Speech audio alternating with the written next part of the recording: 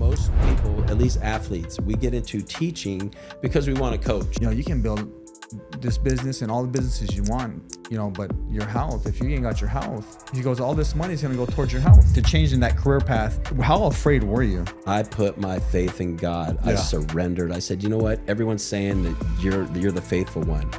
I believe it, and I'm just gonna say, here, take the wheel, Jesus. I trust that you. Triumph from tragedy, the way I overcome the devil mad at me. Farmer like faith, had to plant the seed. Now I work hard, we never take it for granted. We live into a standard, pass it down until it's mastered. I made it from a pallet to a palace and a castle. You can do it too, it's not too much for you to handle. It's that motivation. What's going on, everybody? So on today's show, we have none other than Jeromie Spillman, the real estate guru. What's up, bro? Hey, man. Thank you for having me on the show. I appreciate it.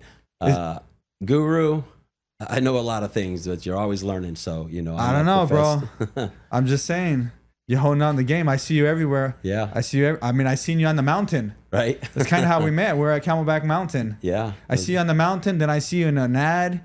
Like, to me, that's everywhere. It's more than twice. It's kind of everywhere. Yeah. Me, bro. You know, when something like that happens naturally, I'm the same way. Like, sometimes I'll wake up thinking about somebody, you know, like, I don't know why they're on my mind. Yeah. And then like something else happens. I call them immediately. I'm like, dude, listen, I ain't talked to you in years, but something told me to call you right now. It's a coincidence that we crossed paths on that mountain. Yeah. It's crazy because like we cross paths, right? And you're part of the, you know, everyone knows you're part of AZ and Associates, do the work. And so I had created a group. We're going up the mountain as well. And I was like, what? I didn't even know what it was, bro. Yeah. Like, I'm still kind of, I've been on Instagram maybe 2 years, almost 2 years now, but I don't follow, like I don't search people and I'm not on there long enough to scroll through a bunch of things, you know? So if I follow you, it's probably just because I push follow. I don't know. Yeah. But you know, the whole do the work thing, I think I remember you walked up and you're like, hey, are you the do the work guy? And I was like, I mean, I'm not the guy, but I do the work. I said, the guy you're looking for is right up the hill in a green hat. I was talking about AZ. You know, I'm not the front person for the brokerage or any of that, but, you know, I definitely live the lifestyle that we talk and not necessarily preach, but this is how we. Well, I'm going to correct you, though. You are the front person for the brokerage. The whole brokerage, all the company is. Right? Yeah, I mean? Yeah. Because without all you, AZ's nothing. Yeah, I mean, you know, he's something, right? Yeah. But it's a team. Yeah, 100%. Team effort. Yeah, right? No, and you know, and there I go again, selling myself short. Yeah, right? that's BS, bro. About that hey, is that a new tattoo on your leg? Fairly new. It's the newest piece. Okay. Yeah. That's so nice, bro. it's this addicting. Guy's tatted up. He's swole. If you guys can see him, he's swole. He's always in the gym. Yeah. But what's crazy is, so I see it. You go up the mountain, then immediately you hit me up, and we start kind of chattering. You know what I mean? And then I'm like, then I meet Henry at Fitness Junkies. And then you're part of that group. I'm like, damn, man, all these dudes, like everything's going around in a circle. You know what I mean? You know, I'm meeting so many different people because of the podcast. And, you know, with the podcast helped me, it's opening me up to talk to more people as well. Yeah. You know what I mean? No, things happen for a reason. You know, like I said, I mean, you showing up at Fitness Junkies, you know, I think I like I said, I knew who you were before we crossed paths on the mountain, but naturally when we came down, I said, you know, I think I shot you a social message. Hey man, you know, glad to cross paths with you. Let's stay connected and everything. And then, you know, I obviously follow your story and the things you stand for are 100%, you know. Yeah. We share a lot of values. Yeah. God first. Yeah. Yeah. So you're in a real estate game. I heard something, you were a teacher. Yes, sir. I was a teacher. You quit teaching? Yeah, I did, man. And you know what? Teaching gets a bad rap, right? I mean, you got $12 an hour. You quit that? You know what? It was, and you had to buy your snacks? It was a deciding factor, but you know what? I was pissed that I couldn't get that free lunch like the kids. You know, they charged us $2.50. But man, I did 21 years and I didn't know any different, right? I think most people, at least athletes, we get into teaching because we want to coach, right? So we use the coaching or the teaching as our only avenue to get in the facility to become a coach. Makes sense. I think that's probably why a lot of coaches are PE teachers. A lot of them teach I know a young history. man right now is doing the same exact thing. Yeah. He's a teacher because he wants to become a football coach. Yeah, and it's the avenue, right? But it just kind of, I think for me, the lifestyle that we created, right? I know every single one of my breaks. My kids are on the same school breaks, so making vacations. I know every 2 weeks I'm getting paid. I know at the end of the school year I'm gonna get a lump sum payment, carry me through the summer. Like it was just so predictable, and it just made me so comfortable. And at some point, you know, just since joining AZ and Associates and kind of doing a mindset shift, man, and really doing a hard look at myself and and what I was truly capable of, because people were just telling me, man, you got to do some things. You're ready. And I just didn't believe it. And so I pulled the trigger, man. Conversation with AZ. This part of the story is probably the biggest reason why I not necessarily quit teaching, but it made that decision so much easier. Okay. So spiritual growth through the roof once I joined AZ and Associates. Okay. Not because it's being jammed down my throat, but I recognized my greater purpose. And, I found the value of having Jesus in my life, right? And so when I was going to quit my job, I'd already started on this path to love Jesus and to know, and I don't miss Sundays at church. With or without my wife, like, you'll see me at church. If I'm not there because I'm traveling, it's online. Like, I'm dialed in. Like, I don't miss. I love it. And at the end of a service one day, they're like, hey, if you're going through anything, you want someone to pray for you, come on down. Some of the pastors will be right here. And, we all have our favorite pastor, right? Who do I really want to pray for me? But I want, hey, I'll keep it real, right? I wanted the main man to pray for me, but the other guys are great. So I end up going over to Pastor Mike, and I said, hey, listen, I'm thinking about making some major life decisions, and I need you to pray for me. And when he prayed for me, this guy doesn't know me. Yeah. He spoke to me like he knew everything about me, the decision I was making. I was like, Jesus is talking to me. Like, this was a vessel, right? And I had already heard some voices, but when I heard it coming from him, he didn't know me from anywhere, right? But what he said to me, bro, I was like, man, that's scary. Yeah. I walked out of church crying. I put my head down. I don't want no one to see me crying. I just bolted, dude. That's usually how it happens too. It's people always like, especially younger Christians or just hard-headed ones and stuff like that, is like, how do you hear Jesus? How do you hear God? How do you hear this? It's like, it usually comes through confirmation from someone else, because God would drop a nugget in that person, tell them exactly what to tell you. It's what you needed to hear at that moment. That's when you know it's God. Yeah. It's not a person, because there's other people that, like, we've had people come to us and they try to prophesy over, like, all kinds of people. I go to big events and stuff. And I'm like, yeah, bro, you're way off. I don't want to make them feel bad. Dude, you're way off, bro. Like, yeah, good job. Let me pray for you. Yeah, exactly.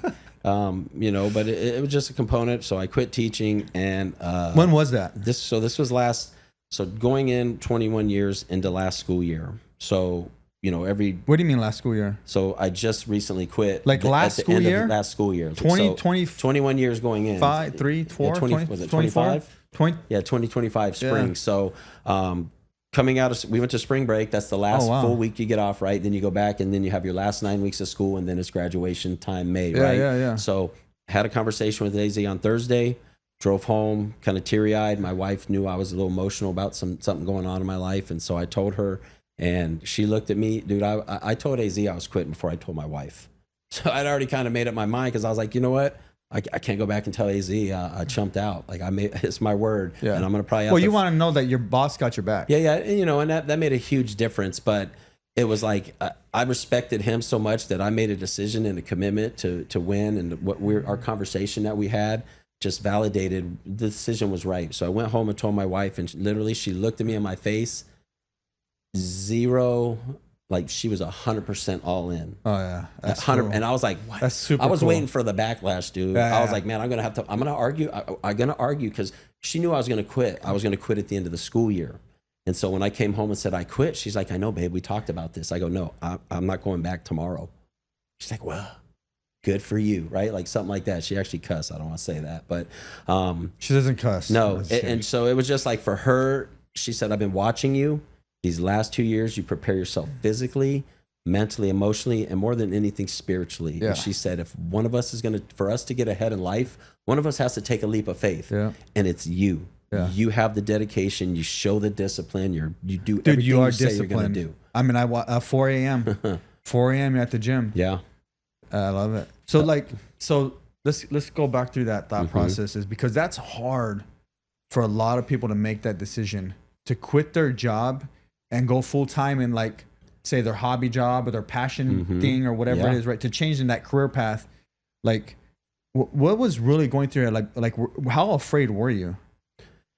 Were you afraid at all, or nothing, or what was? You know what? Initially, I was scared, because I was living in a comfort, right? Yeah. I was. That's all you knew. I was, yeah. it was just a great life. No, I didn't have to worry about anything. I knew my paycheck. I knew how much money, bills were paid. Wife knew exactly what she was getting from me. I was also doing real estate at the same time. Yeah. I didn't just start real estate. I'm in year 7. Yeah. So I coach full time. I sell real estate full time, and I was a full time teacher. And so for me, being confined to 7:30 to 3:30, I couldn't work. Right? I wanted to do real estate, but I couldn't. So I was at school, and so it just started to come in my mind. And for me to ultimately make that, yes, I was really scared. But like I said, man,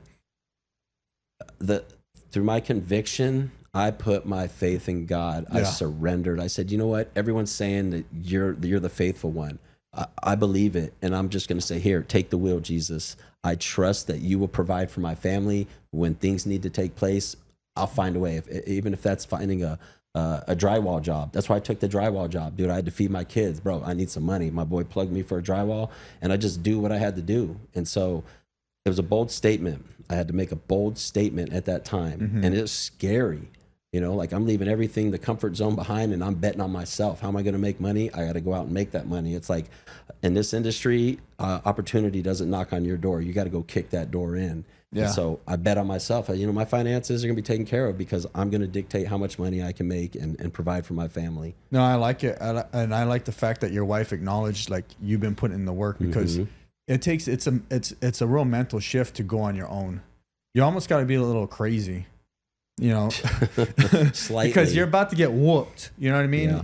And you got to figure this out, you know, and, you know, in the Bible, it talks about like, if it basically says, if God be for me, who be against me? Amen. You know, faith without works is dead. There's a lot of scripture, you know, do not be transformed by the things of this world, or be conformed by the things of the world, but be transformed by the renewing your mind. So you had to have that mind renewal. We had to get it in our minds and say, okay, I can do this. If this dude's doing it, that dude's doing it. And if I want more, like, why not me? It's a mathematical formula. It's like, you know, you plus preparation, and God's holding the whole freaking plate. It's like, come on. Yeah. Show up. All you got to do is show up and do the work. Show up and do the work. DTW, do the work. Why I love the slogan, man. It takes absolutely all the guessing. If you don't do the work, you're not going to see the fruits of your labor. That's not going to happen. So where did you grow up at, Jeremy? Like, are you from Phoenix? I'm from Phoenix. Are you from Phoenix? What state are you from? Where'd you grow up? How did that look like? Arizona's the longest I ever lived in a place, and I've been here a real long time, but I grew up a military kid. Okay. So my dad was in the military. So I was born in Texas. We moved to Ohio. He didn't like that lifestyle, that he was working in a foundry. He didn't like it, right? So he said, I'm going to join the military. So he joined the Air Force. We moved to South Carolina. I went to kindergarten, first grade. Then we moved to Germany. I went third, fourth, fifth. Second, third, fourth, fifth, and then I moved to Tucson in 1989. Man, we pray for you for that one. Yeah, I know. You know what, man? I didn't know any different, right? Bouncing around, moving to Tucson. Like, the military gave me the lifestyle that I needed. It gave my father a chance to get out. And so, like, I'm from Tucson, the mean streets. No, just playing. I grew up on a military base, man. So I know a lot about discipline. Davis Monthan. Yeah. So I always lived on the base, but I know discipline. I know respect. But I also am a knucklehead. Yeah. You know, I did some things that were way out of character, way out of how I was raised. And, you know, a lot of stuff nobody knows about, especially not my parents, right? But I still found a way to stay the path. I had to stay the path, but, you know, there was a lot of deviation from that path. And at this point in my life, like I talk about my relationship with God, I look back, I never ever gave God credit for the situation I was in. I didn't even give the devil credit, right? Like, the devil was putting these people in my life, but I didn't consider those people a form of destruction. Yeah. They were the homies, right? But then when stuff would hit the fan and, you know, cars are racing out of the parking lot, guns are flying, that was God getting me home every night. And I never acknowledged that until like 6 months ago, you know, like the power has always been there. It's cool that you're like, you can see back now. Cause I think when you're clear-minded, you know, when you're full of faith, you become clear-minded, right? And it's like, this guy found me after, like, I hadn't seen him since I was like 18. Oh, wow. He started messaging me on LinkedIn maybe a year ago. And he's like, hey, is this you? And I ignored him. You know, then he did it again. And I was like after about 6 months or something, I was like, yeah, it's me. Yeah, it's me. You know, it's me. Right. So anyways, we went and met, all this long story short. So the other day, dude, it's like maybe 2 weeks ago, I texted him and I was like, dude, I just want to thank you. Like, you know, we kind of went separate ways, and you know, now we're kind of chatting a little bit. I go, but I don't know if you realize, like, God used you to like save my life, because we had gotten a fight. I don't know, 7th or 8th grade. I think it was 8th grade. We had this big fight. So I was in a gang. I was part of the tagging crew. I was all this stuff. And there was this big fight at the park, right? And so there was 2 gangs fighting, and I was supposed to go with one of them. And at this time, I'm getting involved with more tagging, right, on the walls, all that stuff. And so I didn't go with the gangsters, but they're like, hey, you got to come with us. We're going to go fight. Oh, geez. Yeah, and good so old 90s. The guy I'm talking about, he's like, hey, don't go. Let's just go, you know. Oh, wow. And so I ended up going with Tim. He was a really good friend of mine at the time. And when the fight happened, the guy I was supposed to go with stabbed the other dude and gutted him. Oh. Like, they all went to prison. Wow. Like, it was bad. Yeah. You know, and I got in a lot of beef. Like, but that was like, I was 14, I think. You know, and life was over. yeah. And it was for the one guy. And I was like, man, I just want to thank you. You know, because like I got in did some stupid stuff, created some problems for my life. I go, but that one would have been bad. Yeah. You know what I mean? That's life changing. Like you saved me from an early one really fast. You know, because we're knuckleheads. You know, you're just part of the thing, and you're running around, and you end up at the wrong place at the wrong time. Absolutely. And you know, everyone's got knives, and I would have had to have a knife with me. Once dude lunged, I would have had the lunge too. Like feast or famine, man. You're in that environment. So I just the same way as I thank God. I'm like, man, He has so many people to help me. Yeah, you can look back when you believe, right? I didn't have that belief or conviction to really look at it from that perspective. I'm just like, oh, I'm lucky. I was lucky. Yeah. I never once gave any grace to God for any of those times of my life. Yeah. Did you go to high school in Tucson? Yeah, I went to high school in Tucson. So I went to junior high and high school in Tucson, and I made my way to Phoenix through sports. Okay. So I played 2 sports in high school. I was baseball, basketball. My dad would never let me play football. My brother played football, but he wouldn't let me. I had some knee problems, you know, good old knee problems growing up as a teenager. So we just did basketball, baseball. I was pretty good at both, but I got baseball scholarship. I actually went to Eastern Arizona College, which when I tell people... That's the Apaches, where the Apaches are, right? No, that's in like Safford, Thatcher. So you head east, and it's like in Eastern Arizona. Yeah, Thatcher. Thatcher. Yeah, you got to go through the Apache land. Yeah, you got to go through the reservation when you go out through Globe. Yeah, for sure. So went to Eastern for 2 years, and, you know, learned a lot about myself. You know, that was the first time I was away from my parents. So I had just graduated. So I turned 18 as a freshman, but I moved away. My family left town. They moved. My dad's in the military, so he got stationed at the next base. I was the only sole representative of my family in the state of Arizona. So I had no parental control. I'm 18. I'm like, whoa, it's go time. So, you know, I found myself doing a bunch of dumb stuff, but, you know, I think the baseball coach, he's the man. I still have so much respect for him, and, you know, but if he could have easily said, get out of here, dude. Yeah. You get out of here. I think the good thing for me, or I guess the asset, was I was an asset, right? But I think I was of value. Like, it'd be one thing if I didn't provide any value, I couldn't get the job done, and I was a knucklehead. So I think he saw the goodness in me. He just knew I was up to no good, but I also was a pretty good athlete, and so that's what kept me around. And so I ended up coming up to Phoenix, went to GCU, played my 2 years of baseball there. Same thing, moved to Phoenix. Now I'm in a bigger city, still no parental. Now I'm 21, right? And I got fake ID. I mean, we're just wilding out in Phoenix, but I'm going to this, you know, private Christian school, you know, and it's not like everyone that dude, goes that was there before it blew up. Oh yeah, that was like, dude, you could drive right in the front off a Camelback. I mean, you're right. As soon as you drive in the front, you're in the back. That's one building. Yeah, I think two small buildings. Or yeah, something. I love going back over there, but you know, went to GCU for 2 years, and then I got drafted by the grace of God and played some professional minor league baseball. Oh, that's cool. What team? I got drafted by Toronto Blue Jays in the year 2000. What year are we in? 25. I can't believe it's been that long, man. So it still carries a little bit of weight, man. It's always good to talk about it, but it's super cool, bro. That's cool. It doesn't matter if you didn't make the big time and win a World Series, but I mean, how many people like? No, I love it, man. I got a couple baseball cards. You know, I got to sign autographs. I got to live on the road. I mean, you got a real baseball card? Yeah, I got a real baseball card. You don't got the one that they create on ChatGPT that they put out? Yeah, right. No, I got some real baseball cards. My parents got them nice and framed in hard cases and stuff. Cool. So, you know, that's one of the things, you know, you take it for granted, right? When you're a minor league baseball player, man, especially like in the early 2000s, I mean, I barely even got my first cell phone back then, you know, but my son was born. So I had a son my senior year. my senior year of college, she was pregnant, and then I got drafted. So actually, when I came back from playing, my son was born in December. So now I'm, an unmarried father getting ready to go back for spring training my second year. But the things that we'd complain about, oh man, we got to take a 16-hour bus ride. The food sucks. Yeah. The pay sucks. You know what? The day I got released, that sucked. Right. And then I go home and I'm like, dude, I'd give anything for one more 16-hour bus ride with my boys. I can't get that back anymore. Well, you fought for that for all those years. Right. And then when you take it away, yeah. and then you're like, why was I complaining about that? That was the best thing that ever happened to me. Those peanut butter sandwiches, no jelly. What's going on here, man? Welcome to the minor leagues. That's a dry sandwich, bro. No jelly. Man, that's the life, dude. It's a rough life. But, that's cool.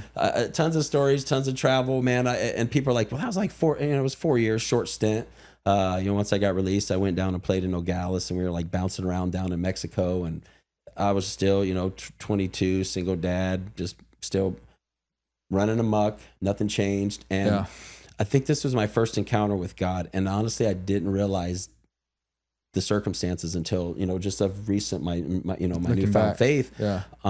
Being a knucklehead, running around, doing stuff I shouldn't be doing, but I'm pitching and I'm out on the mound, and I think my family's in town. My grandma might have drove down to Mexico to watch me play. And I remember I was warming up. I started the game. It was like 3 or 4 innings in, and in between I was throwing some breaking pitches, and I felt my arm I was like, oh, what was that? So I was like, let me throw one more pitch. And I did. And I was like, oh my God, my career is over. Right. Tore your ligaments? It was done. My shoulder, I don't know nothing ever came of it. I just quit playing baseball. I literally couldn't throw a baseball. So I'm like, you know what? I'm leaving my son and his mom back in Phoenix. I'm out here drinking and being a knucklehead. I'm not taking advantage of a second opportunity to be a professional athlete, right? I got released once. I want to make a comeback. I'm disrespecting the game. I'm disrespecting my family. God said, take your butt home. Yeah. You can't pitch. Go home. That's when I started teaching. I went home and graduated right away from GCU, finished up the year, and I started teaching, man. What were you teaching? What wasn't I teaching? Yeah, no, I know. It started one thing. No, so again, like yesterday, I got to teach a class at Daisy and Associates, and I was telling you, when your boss or someone superior to you is like, hey man, you want to do me a favor? Or hey, do you want to do it? You're like, oh yeah, absolutely, I want to do it, but you don't even know what you're getting yourself into. Yeah. So same thing, teaching. My buddy calls me, he's like, hey dude, you want a teaching job? I'm like, oh yeah, I need some money. I need a career. I was working at Costco at the time, right here in Arrowhead. That's a pretty good job though. It was good back in the day because I was making like $10-12 an hour full time. I mean, it did the job for what I was at, right? And again, I was content. I didn't know any better about that whole mindset, but yeah, I got that teaching job, and they gave me an algebra job. They said, can you teach math? I go, yeah, sure. Teach anything. Yeah, sure. Where do I sign? So I literally taught my first year, I taught algebra, big old teacher's book, pre-algebra. I taught wellness, PE, and I had a math lab. I literally, my first 2 years, I was in a different classroom every period trying to learn math. I didn't even know algebra. I taught these kids algebra, and every night I would go home, the odd answers are in the back of the book, right? Yeah. I would give only odd problems. Why? Because I needed to know what the answer was. Yeah, you could find the answer. I could go home every night. I literally, if I gave them 1 through 10 or whatever odds, I would go home and do all the math. Because the next day when I show up, if they had a question, I needed to tell them how to do it. They never knew I was never a math teacher. They probably thought I was so smart. I was like, I literally was one day ahead of you kids. Hey, I think you are pretty smart, bro, because you figured it out. Yeah, but they never knew, right? And then eventually I got into the PE job opened up. I actually, even between that, I did in-school suspension. Were you in one district? I basically taught in 2 districts. I taught in the Tolleson district, and then I taught in the Phoenix Union district. The Phoenix Union, that's the best. Yeah, hey, you know what, man? For the Phoenix Union, it's the worst. I love the kids, and I just want what's best for them. Sometimes they just can't see past, that dictated lifestyle. That's the environment. You know what I mean? They can't get past that. So they're already set in stone what their future looks like, and they don't have any vision. And for me to teach there, that was the killer of my enthusiasm. Right. I just wanted the best for them, but I can't want it more than them. And I taught weight training. I'm like, why do I have to motivate What school exactly was it in there? I was at Maryville High School. So that's where I went there for a month. Yeah, right. Maryville. 1 month. But, Maryville has its rap, but when you get on campus, the kids are awesome. You got bad apples everywhere you go. But for the most part, man, they just wanted someone to pay attention to them. Sometimes too much attention. But I taught weight training. So I taught a class that they wanted to take. It wasn't like I forced them to take math, dude. I taught weights. So and I had probably, I think the last year, going into that year, I had the most requested elected class. Everybody wanted to be in my weight room. Yeah. Just because of the vibe and the environment that was created in there, man. But I loved it. Was that what was the last school district, the other one? That was Phoenix Union. So I started Copper Canyon for like 6, and then I finished 15 at Maryvale. So 21 years. Wow. That's cool though, because I'm pretty sure you impacted a lot of kids' lives. You don't see it at the time, right? And I try to, I try to give every kid a fair shot, even if they're a bonehead, man. The next year comes around, I give them a free, hey, let's try this again. Yeah. And I don't think the kids realize the impact you have, same as me, until I see them at Costco with their wife and baby, and they're 28. They're like, Coach. And as soon as I hear that, I'll hear it from behind me, Coach. I'm like, oh, this has got to be one of my former students. No one calls me Coach, right? And then to turn around, they're like, yeah, and I've got a lot of successful former students and athletes. And that's where I really, when they compliment, hey, Coach, man, I appreciate what you did. I really wish I would have done the things sooner, but I'm doing them now. Yeah. I said, dude, look how far you would have been in life 10 years ago. But we're all kids. We don't think anyone knows any better than we do. But when I see them out in public with their wife and their kids and at church and they're running their own business, dude, that's when I know. Right, because they're like, Coach, I'm gonna be richer than you. I go, I hope so. Yeah. Right, I want you to be more successful than me. That means we did our job as teachers. We taught you something to put you in a position to be successful. It's cool because it's about planting seeds, and it's just like when you plant a seed, it's gonna grow as fast as its environment will allow it to grow. Mm-hmm. The soil, the watering, the nutrients, all that stuff, right? And so sometimes you've planted all those seeds. It just took a little longer for it to grow because someone else had to come and water. And so from 17 to 25, nobody was watering. Right. And then they get some other adult man. It's like, hey, you got to do better. He's watering. Now that seed starts to growing, it's super cool because that's why I tell people all the time, like, we have to plant seeds. We're planting seeds in people. We're planting seeds. It'll grow. Yeah. The tree will bear fruit eventually, God willing. I don't know. Some people...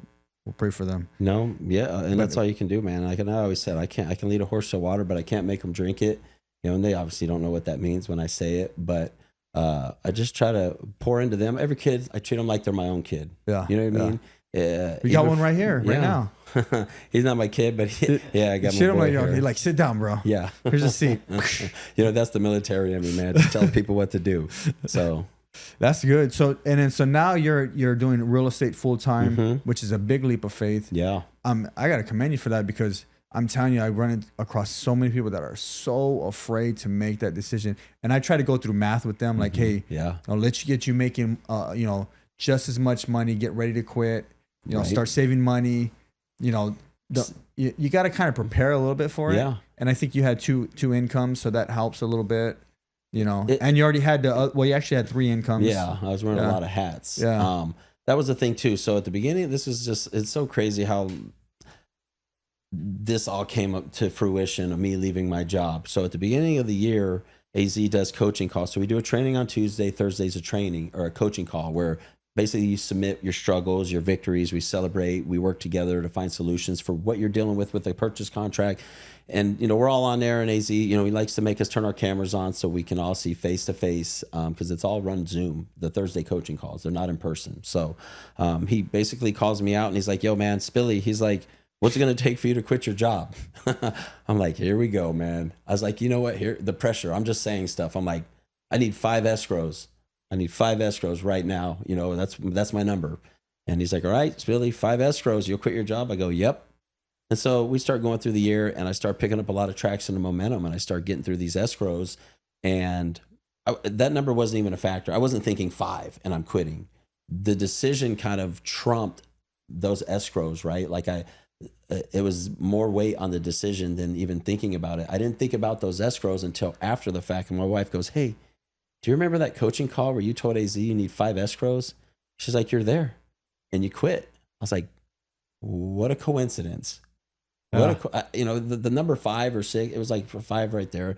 It didn't register, right? That wasn't why I quit.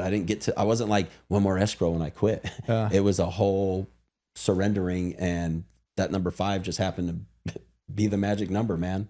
It could have been 7, right? I still wouldn't have even counted. That wasn't the decision maker. Well, I think it was God's timing, like, because I think, you go to church stuff, and basically everything we say is a prayer. And so you're just basically putting it out there, like, all right, God, I need 5. It just happened to work. And your mindset was already shifting, and the 5 came, and it's like, what's that saying? Like, when opportunity meets preparation comes success. You know what I mean? Right. You're preparing yourself. The opportunity of the 5 came already, and it's this roll time. Let's roll. Yeah, and like you said, I already had the other incomes and stuff, and so for people looking to make that leap of faith, I had a cushion. I had some income saved up. My wife has a really good job. I'm still in real estate, so it wasn't like it's cold turkey, one career to the next. So I was already had a lot of skin in the game, so that made it easier. Yeah. But just getting out of that comfort zone of working a 9 to 5 and depending on a paycheck and having some dude breathe over my back that can't hold a candle to me, telling me what to do day in and day out. Not the principals do. I just felt like people were telling me what to do that had no position to tell me what to do. Dude, the school system's screwed up. I'm sorry.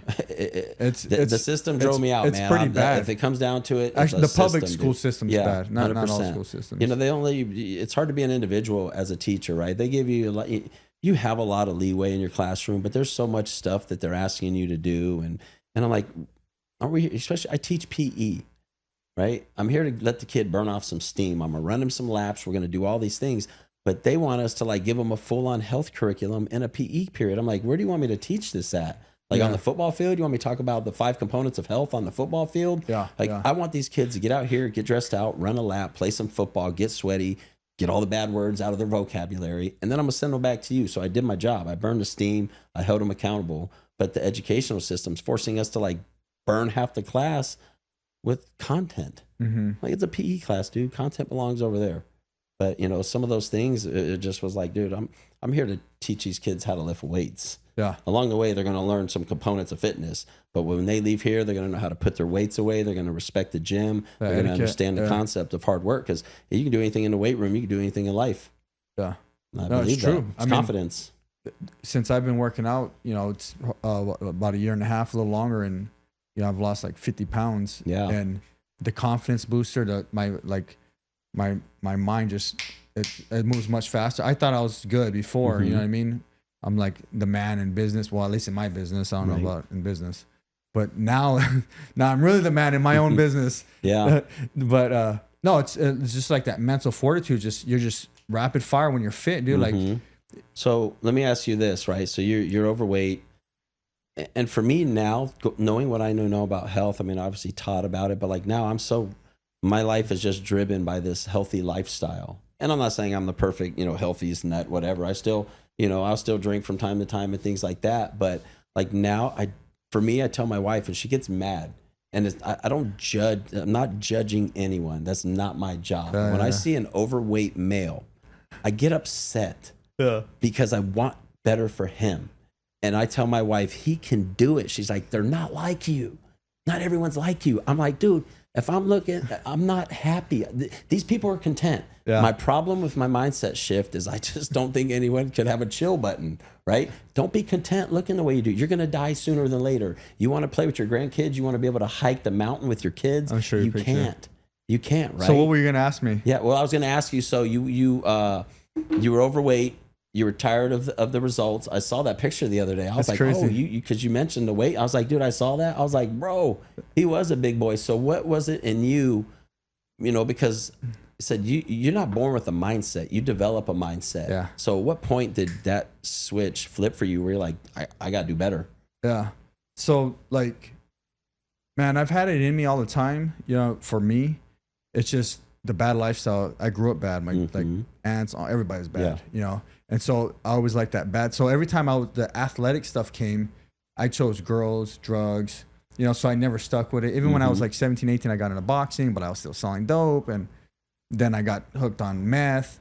So then the working out stopped again. And, then it was gone. And I started the business, built a family, and the working out was really gone. And it was just bad, bro. It was I would look at myself. I hated it. I'm not and body wise, I hated the way it felt. Yeah. I'm falling asleep. I was 12 and a half, then I'm whoa, no energy, nothing, zero zilch. And then I'm like, and I remember my dad before he died. He's been dead. This will be 6 years now. He died of cancer, and he did really well for himself. And he would say, Chris, like, you know, you can build this business and all the businesses you want, you know, but your health, if you ain't got your health, he goes, all this money is going to go towards your health. He's like, you make a decision. You can make money, be able to spend it and have fun, have a good time, live a great life at least, or you can and live a great life at an older age, or you can make the money now and at an older age, you're gonna become a cripple. Yeah. You know, because you're gonna be jacked up. And then so what happened was, that stuff started coming more and more on me, and I'm getting tired of all this stuff. And then my back started hurting a lot, like just over 2 years ago, like bad. It's hurting now, but it was like the first time. And I'm like, damn, like I was like bent over, dude. Like I couldn't walk. My whole, like, it was just locked up, dude. I'm walking sideways. Everybody's looking at me all crazy. Like, I'm supposed to be this big business dude that runs this construction company, and I can't walk. I can't. Respect, I can't even stay up, you know? And I'm like, and then so a young man would always text me. It's one of our workers' sons. He's like, Chris, I'll train you. And I'll be like, yeah, tomorrow, next month, next week. And then finally, when I went to the doctor, got MRIs. They're like, yeah, bulging disc, herniated disc, all this stuff. So then I started doing a little bit of therapy. After the therapy was done, I was like, all right, I'm ready. And I was like, dude, like, I'm going to die. You know? Yeah, you felt like you were going to die, or you just said, you know, at the rate I'm going to die? No, yeah, the rate I'm going. Because, like, and then I'm looking at and I got, one of the things too is I got really sick in COVID. And so I started looking back. I'm like, my back's jacked up. And then when I got sick with COVID, I almost died from COVID. Oh. I literally, I was out for 5 weeks. Wow. Yeah, it got you. Yeah, it got me. Yeah, it killed one of our guys. Wow. Here in the office. Sorry to hear that. And I was like, man, I'm just screwed up. I'm a mess. You know what I mean? And so I, I was like, hey, Dominic, man, like, okay, let's do this. You know, I need you to come to my house. Like, I'll wake up, but you're going to have to like slap me every day. You'll be there 3 days a week. Like, I'm telling him, like, I don't care. I'm the boss at work, but you're like, slap me, bro. Yeah. Like, and then so it was hard, bro. And I see why, like, I go to Henry, and Henry's like, I'm on a different thing now. And I'm like, man, you know, I'll drive to Fitness Junkies, and I'm like, sometimes I'm tired, you know? And I go there in the middle of the day on Tuesdays for leg day. Okay. So middle of day, I'm going to go do legs. Like, who the hell does that? Yeah, who's looking forward to that? So I'm driving 25 minutes to go get killed. And, but I was telling Don, I'm like, all right. So, you know, he had me run, like, I remember, dude, I couldn't even run to the next mailbox. Like, you know, we got bigger lots where we live. But it was like, oh my God, it's hard. And next thing you know, he's like, I'm doing this, I'm doing that. And, you know, then you're starting to see the results. Well, I didn't see results for 6 months, but I started feeling them. You know, then I started doing some research, and like, I'm like, I got to eat better. And so I started eating less. I started trying to eat better. And then I started seeing results. And once I started seeing results, I was like, I want more. That's a drug. Yeah, I want more results. It's a good drug. And then, so next thing you know, I'm like, let's go running. Like, I know I can run 3 blocks now or whatever. And then let's go for a mile. Let's go for 2 miles. Let's go for 3 miles. And then it started coming off. You know what I mean? And then we were doing the hikes, and you know, and I started feeling good. You know, I always thought I was a badass, like we all do as a man, you know, especially when you're skilled at something. But I was also a fat ass. You know, hey, it's very coincidental sometimes. Yeah, it's what it is, you know. But yeah, the fitness has become part of my life now, man. You know, and I watch guys like you. I'm like, man, this guy's been crushing it for years, you know. And I'm trying to play catch up.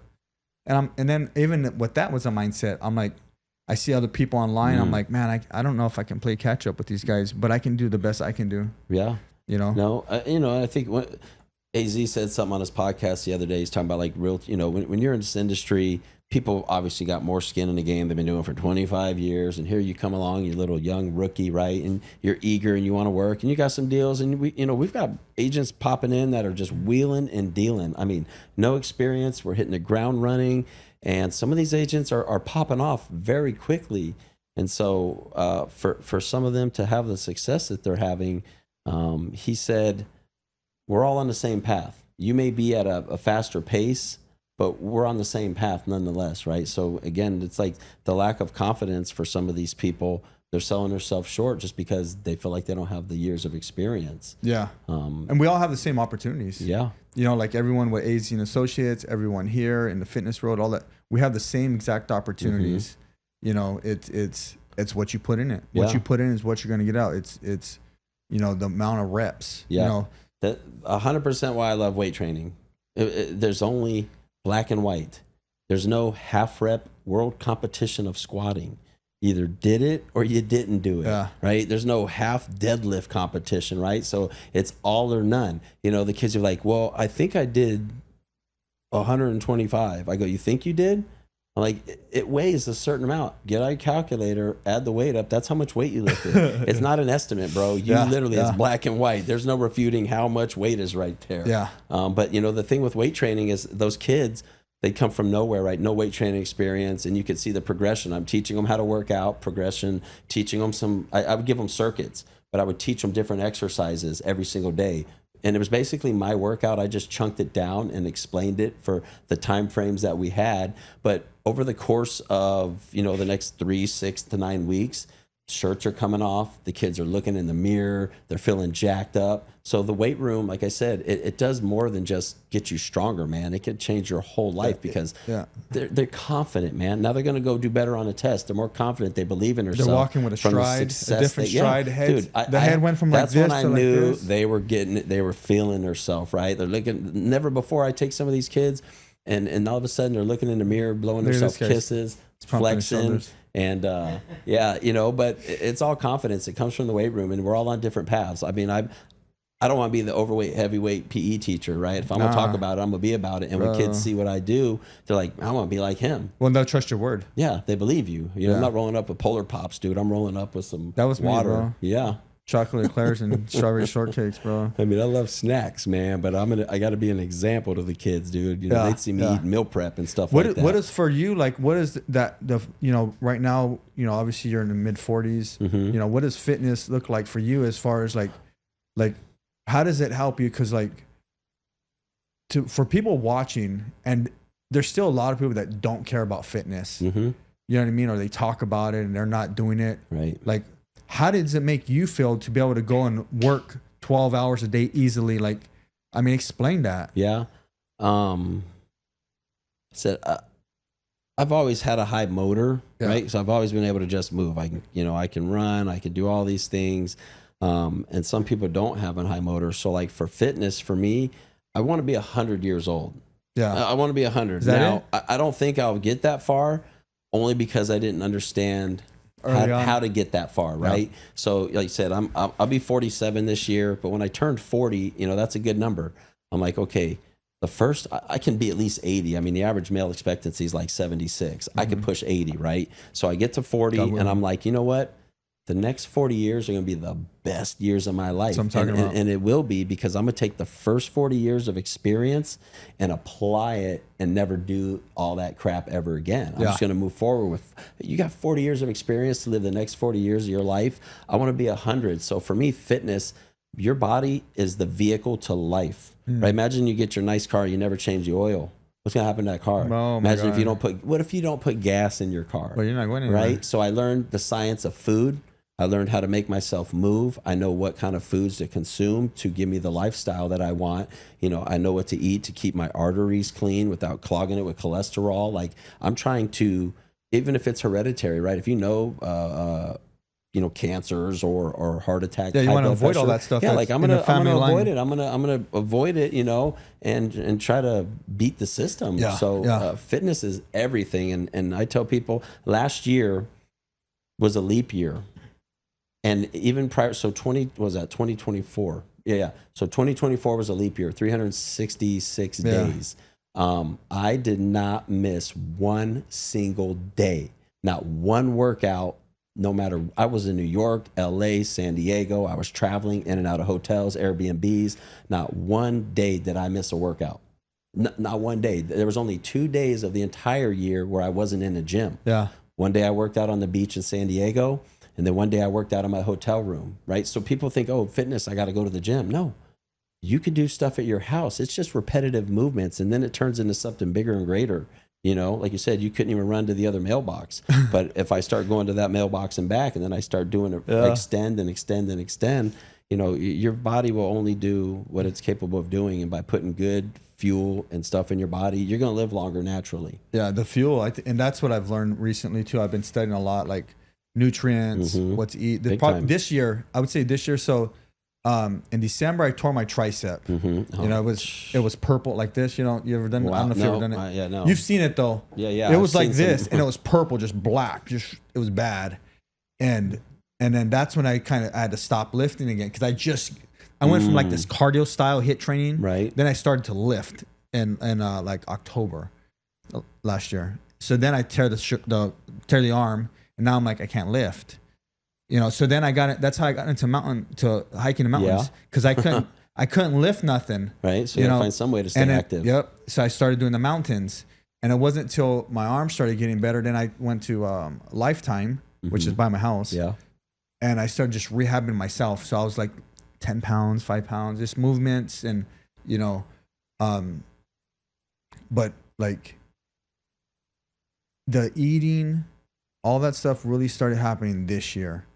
And I'm learning that. So like, what are things you want to put in your body to say create the good vascularity, like the good veins, to keep that energy? Because I know sometimes still with me, and I'm learning this with my body, is certain things I eat just take me out. Like, oh yeah, I'm going to sleep the next minute. Right. You know, a lot of that probably is like the gluten and stuff. And I mean, I'm no scientist when it comes to this, but I eat the same foods all the time, man. And so if I consistently look this way and I feel this way, the foods that I'm putting in my body are working. Yeah. But, you know, basically I track my nutrients by macronutrients, the 3 biggest things you can consume, which are carbs, proteins, and fats, right? And then obviously water. Okay, so 4 nutrients. Water's a nutrient all in itself, but carbs, proteins, and fats. And, you know, a lot of people count their macros and they eat a specific way. You know, a lot of people say, oh, I'm on a diet. That's like a 1980s word, a diet, right? You could be on a diet and still eat 6 times a day, but what are you eating? You know, so I always, the simple way for me, man, I'm going to get a 6 to 8 ounces of protein every meal. So for me, if it's a measuring, it's a cup, maybe a little bit more than a cup.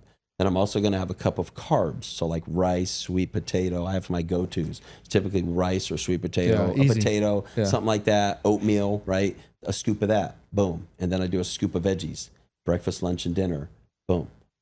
Easy way to serve yourself. It's 3 square meals. You're getting your carbs, your minerals, your vitamins from the veggies, you know, versus taking them. I think if you can get your vitamins and minerals from the foods you eat, you know, because supplements are called supplements for a reason. So, but the protein, supplementing what you're supposed to have, what you get. So you don't want all your source of nutrients to come from outside of natural products. So, you know, that's where we eat all the lean foods. I shop at Sprouts, you know, and we're really conscious about that food. I mean, don't get me wrong, dude. I'll eat a 4x4 from In-N-Out anytime. I might get one today. You down, dude? But I'll eat pizza, you know, like, but for most part, man, I just eat the same food, bro. I'm just basic, man. Yeah. But you're also active. Yeah. So you're going to go hit the gym. It's going to burn off. And, big time. And that's the biggest difference too, right? Yeah. What about like proteins? Like, are you doing protein powders, protein shakes? Yeah. So this might sound, you know, I do what I do. Yeah. Right? For you. Yeah. So I get about 200 grams of protein a day from shakes. Well, how much do you weigh? I weigh like 205, but I'm about 10% body fat. You know, and when I graduated high school, I was like 140 pounds. So you're doing about 250 grams of protein? I'm doing about 300 grams a day. Yeah. So 200 from food, but then I'm getting probably at least 100 or more from my 3 meals. Yeah, your meals. Yeah, the chicken or whatever. So in a minimum, you need a gram of protein per pound of body weight. So I should be getting minimum 200. I consume real protein sources. It's not just from the meals, you know, so find ways to get that. But I just eat protein, man, in any meal I can find it. The carbs and the veggies for sure. It's either broccoli or asparagus every single meal. Yeah, and so for like guys that want to, or women too, that want to say gain muscle, would you recommend? We're talking about fitness now because you're fit. Yeah. Would you recommend like more greens? Because people always think like I got the diet. Yeah. I got a young man that I took the fitness last week. Yeah. And I'm like, he's like a nephew. And he's like he's trying to bulk up, bro. But every time I see him eating, when he's at my house so much, like I bought a meal, and I specifically got him steak and rice. Yeah. And he doesn't eat the rice. I'm like, what are you doing, bro? That's your fuel. Yeah, that's your fuel. That's your carb source. Like, so you get these guys that think it has to be green or brown. And I mean, what do you say to that? Here's what I say to, so this way, like, I'll just go to this example. People are like, Coach, I can't gain weight. I'm like, you got to eat more. And then they go, oh, I eat so much, man. I say, I'll tell you what, I will help you gain weight, but this is what I need you to do. For 5 days, I want you to pull out a piece of paper, and anything you put in your body, Gatorade, Pepsi, chips, hot Cheetos, chicken dinner, tuna, Subway, Peter Piper. Everything. I want you to write everything. Now we're going to go back and circle anything that you think is good. And what do you think is bad, right? Now that we get down to that list, I go, now I want you to circle everything that has protein. Yeah. Give me everything that's a carb source on here. So they're like, man, the chips count? I'm like, yeah, a simple sugar is simplest form of a carb, but this is not how you're going to gain weight. Yeah. You know, so when you break down, like, you want to tell me you want to do these things, man, prove to me you got some skin in the game. I'm just asking you to write down what you ate for the entire week. Show me what you're working with. I'll break down your diet and I'll give you the foods to eat, man.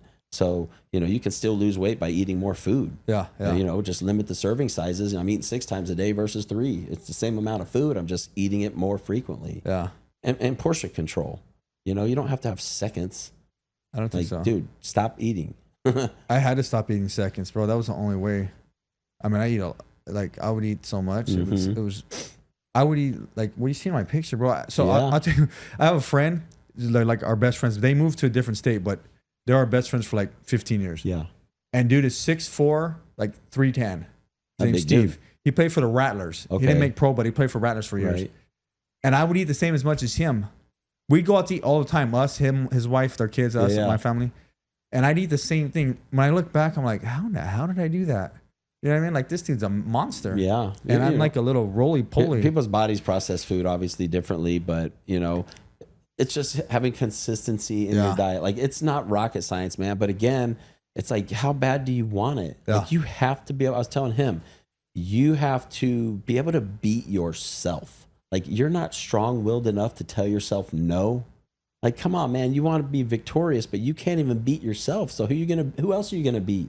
It starts within. Yeah. If I can't beat myself and say no, then that's a wrap, man. Yeah. I'll never have any self-control or self-discipline. It's crazy because, like, what we're talking about, like, how we take things literal, right? Mm-hmm. So then you're like, hey, you got to be able to tell yourself no. But then at the same time, you have to be able to tell yourself, yes, I can. Yeah.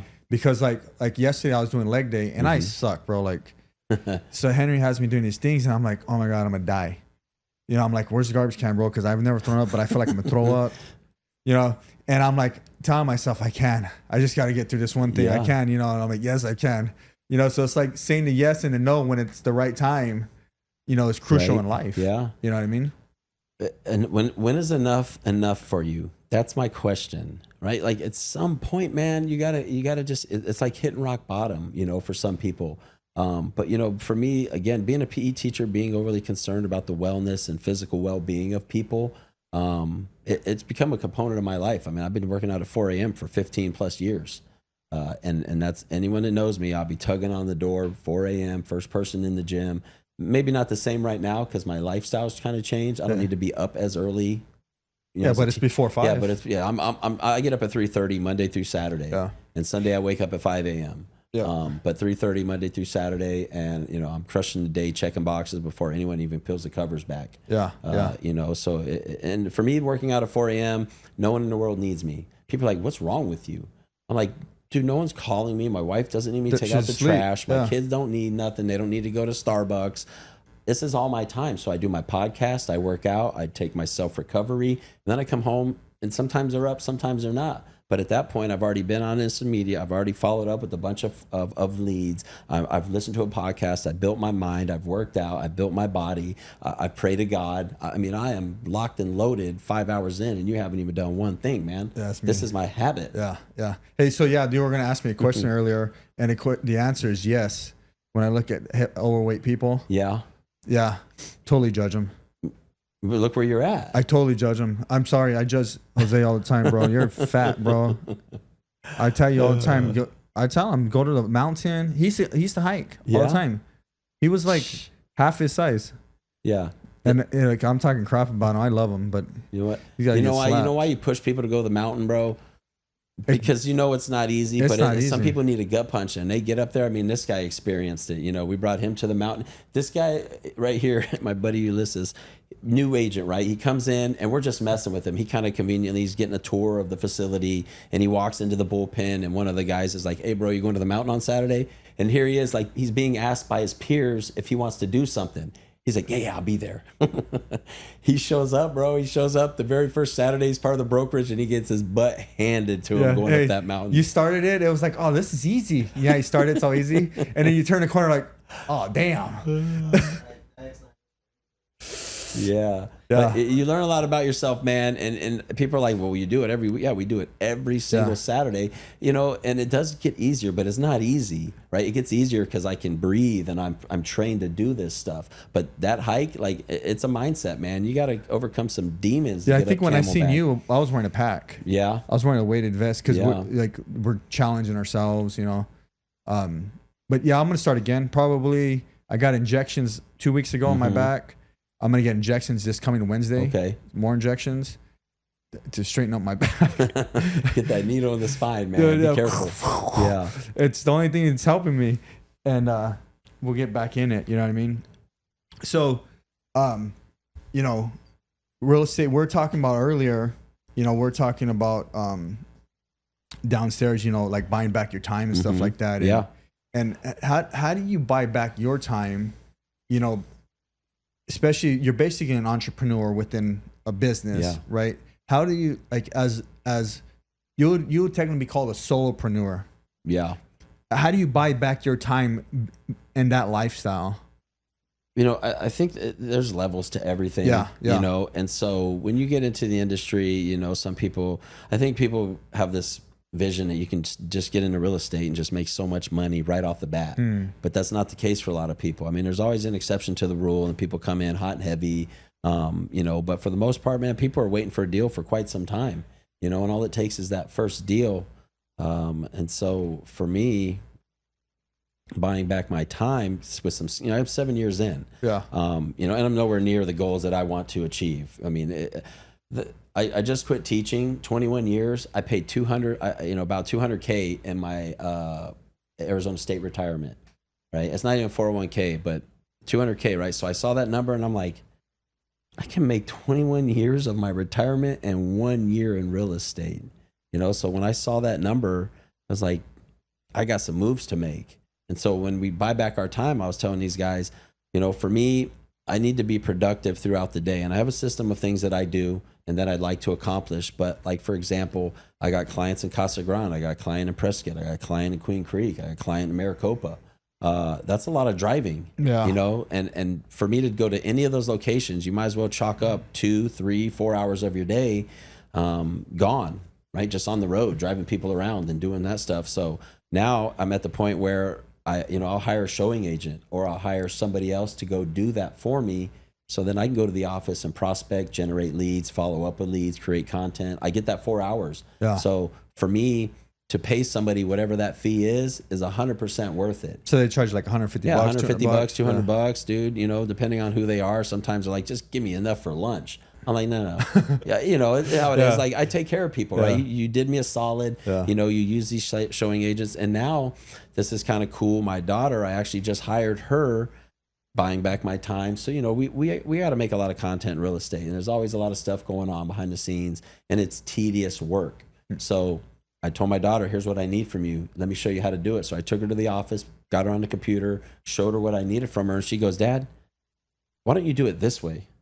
She was so AI advanced already. She streamlined my process and made it easy for her. So now she's peeling out real estate work for me in the smallest form, but it's something I need done every week. Yeah. So for me to pay her, give her work experience, teach her a new skill, she's learning. I mean, she could be working for this next realtor doing the same thing for them when they start to buy back their time, right? They start to realize the power. So now I'm not driving to Maricopa and I'm not doing this work. I mean, I'm saving myself 5-6 hours a week potentially to do all the things that I need to, creating leads, generating leads, following up with leads.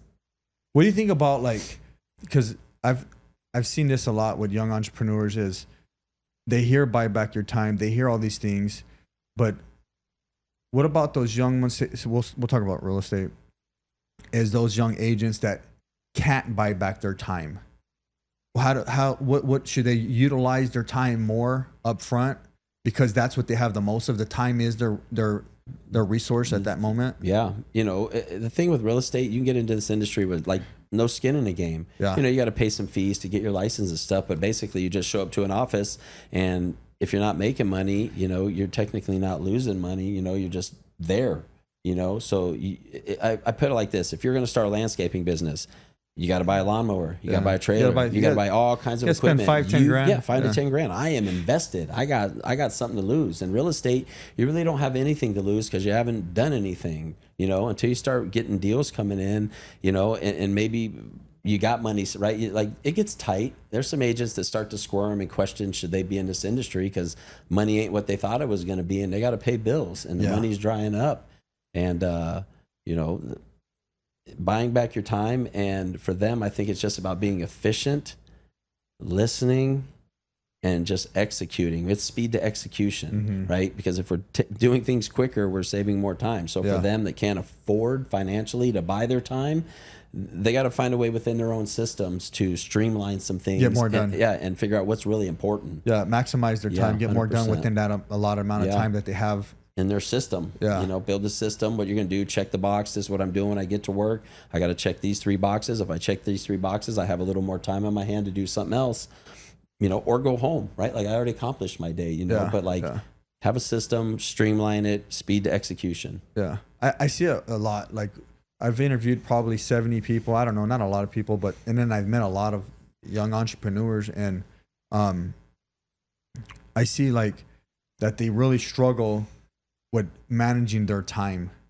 you know, because they're trying to compare themselves to someone else, and they want to go work 4 hours and expect to get the same revenue as the guy that's working 12 hours, you know. And so like, in my opinion, I think you should put in as much time as you possibly can into your craft, especially if you're in a new industry or whatever, learning it, getting better at it, and then like doing the whole copycat thing. Yeah. You know, until you know who you are, you got to learn from someone or somehow. Yeah. What are they doing that's making them successful? Yeah. Like I'm watching you, and you're all over posting, you know, these houses. Like are you guys listed on the whole communities, the whole whatever it's called?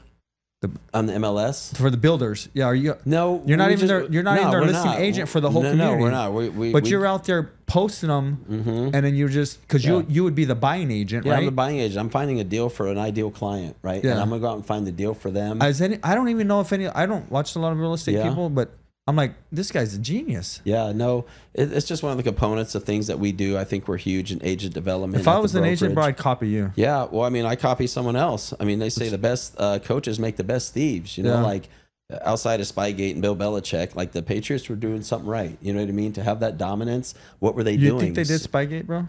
That's neither here nor there. My point is, what were they doing that made them so successful? I'm going to do the same thing with my program, right? Because then we have a chance to be successful. So as a real estate agent, man, like we don't have to recreate the wheel. Yeah. What I'm doing, you know, I'm taking what I see and what's working. You know, the internet, there's algorithms and different TikTok, Instagram, LinkedIn, but I apply what works for me. It may not work for someone else. Like some people have more success on a different app. You know, someone's better on TikTok than they are on Instagram. But my job is to be out there every day, right? Finding deals for you, because they just don't know. And the builders don't put that much information out there, right? No, you can go to their website. They put the big sign up. Yeah. You go to their website. If you're savvy enough, right, you can find some information. But even when you go to their website, you're not going to get the best, I wouldn't say the best deal. You're just not getting all the information that I'm privy to as a real estate agent. So I know exactly what you're going to get. You know the package you're going to get, the washer and dryer, all I'm this. I'm pre-negotiating all these deals so I say, hey, listen, man, I can get you an estimated payment at this monthly amount. Oh, that's perfect. Great, let's go see the house. You know, so I'm doing the legwork prior to taking people to some of these places because I want to know where people get in, where they fit in. Yeah. You know, so when they start telling me some of their financial circumstance, I'm like, oh, I got a great place for you. I already got it under wraps. I can take you out there right now. Do you see that as an issue in your industry and your peers, especially the young ones, is they're not willing to put in that time like you're putting in, like driving across from your Goodyear all the way down to Queen Creek? Like, is that something you have a conversation with the younger generation of, hey, you guys got to put in this time, put in this, you know?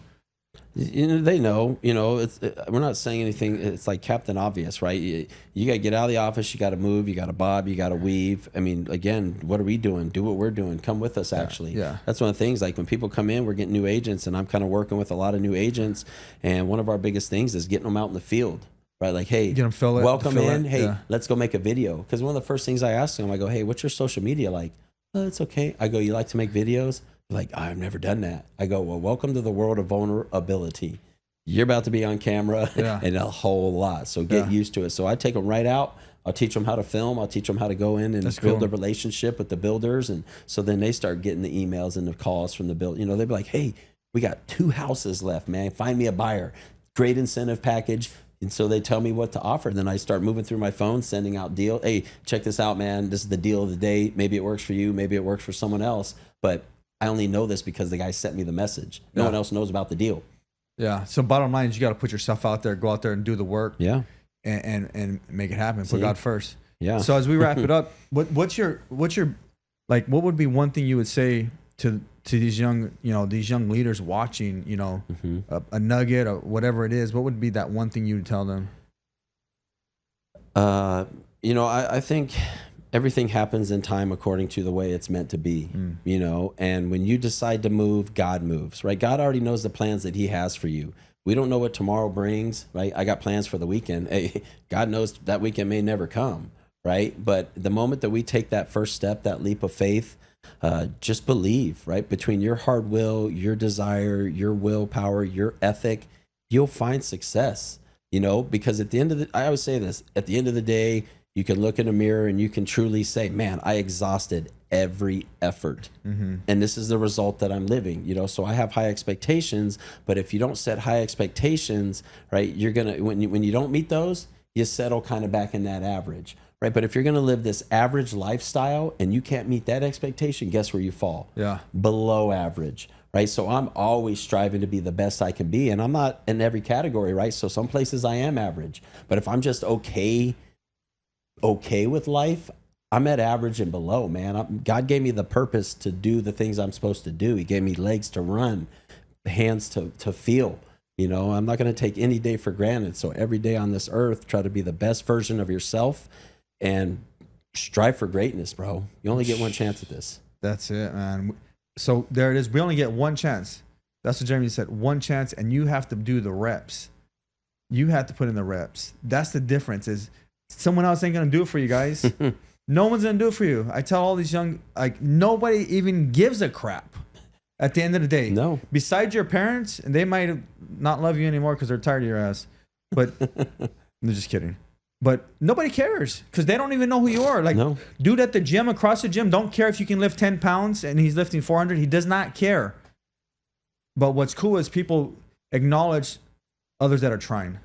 That's the biggest thing. Others that are trying. The one thing, like you said, real quick on that, man, like if you were to get fired from your job, they would just replace you the next day. Yeah. If your mom, unfortunately, if you have a family member that dies, the world's not going to stop because Chris's grandma died. Yeah. Commerce is still happening. New York Stock Exchange is still firing off money, and the world revolves. So you can sit in this mindset of poor me, or you can keep going out and pushing it, right? It's unfortunate, some of the circumstances, but if we dwell in that unfortunate moment, we'll never get out of it. So it's like that person that's deceased would still want you to continue to strive and push for more. Yeah. The world doesn't care. No one cares. No one cares, man. Keep pushing. It's up to us to care. So there it is. What can we find you at, Jeromie? Instagram, my name, Jeromie_Spillman. If you just type in my first name, Jeromie, you probably don't even have to put a last name. Yeah. Yeah. There's not too many IEs. It's a weird spelling, man. But yeah, mostly on Instagram. That's where you can find me. I respond to DMs. My phone number's on there. You got questions about real estate, life, general, sports, coaching, kids. I love to talk to people. My wife's like, why do you talk to everyone? I just love to talk to people, man. Yeah. So find me on social media. I love to connect. And if you want to hit him up, you can go climb the mountain with him. Yep. If you're looking for a house, this is the dude. Yeah. Hit him up. He'll show you all the houses. They're nice. I've seen a lot of them. They're nice. Yeah. So that's the deal. Don't forget to like and subscribe to all of our stuff. Be blessed, guys.